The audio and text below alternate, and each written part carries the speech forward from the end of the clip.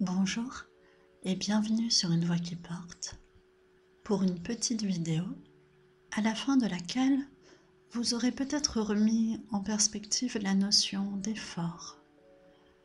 Selon l'environnement dans lequel vous avez grandi, la famille, le milieu social, les écoles fréquentées, vous avez plus ou moins valorisé la notion d'effort.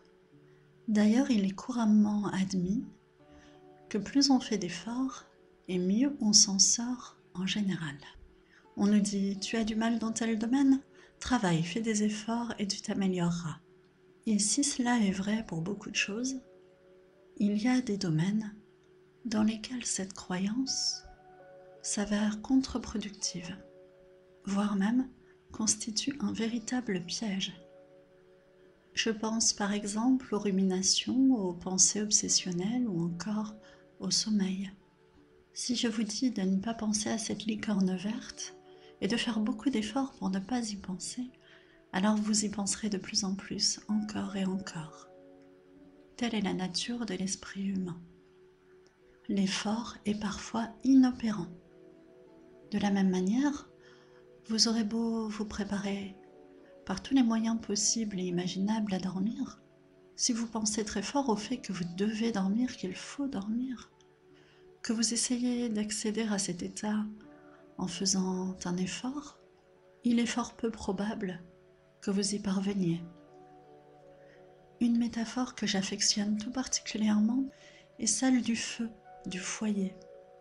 Vous n'éteindrez pas ce feu en ajoutant encore et encore des bûches. Il faut simplement s'éloigner et le laisser s'éteindre. Doucement, petit à petit, aller faire autre chose.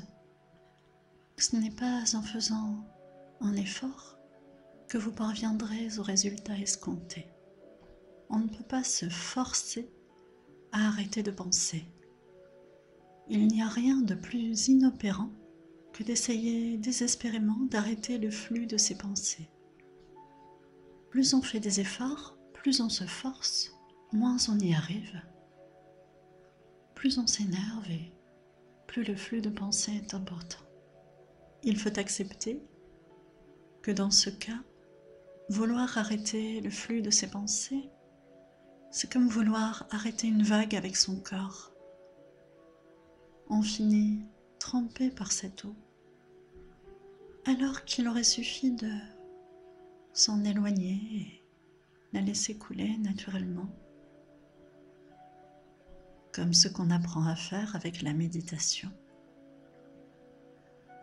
pour constater qu'il est possible d'être moins affecté par ce flux et même d'y trouver un caractère relaxant, comme quand on observe la mer, dans une totale acceptation de ce qui est. Peut-être même s'en éloigner, partir marcher, faire autre chose et dormir, par exemple, sans même y penser, sans aucun effort, absolument aucun. Vous savez, ces moments où on se réveille le lendemain, bien en forme, ressourcé après une bonne nuit de sommeil, sans avoir la moindre idée de ce qui s'est passé la veille au soir. L'esprit qui a lâché prise, qui a accepté de ne pas avoir de contrôle à cet endroit-là, qui a su se satisfaire d'être pleinement présent, profiter de l'instant, sans pression, détendu, et cessant d'alimenter le feu, a pu trouver le repos.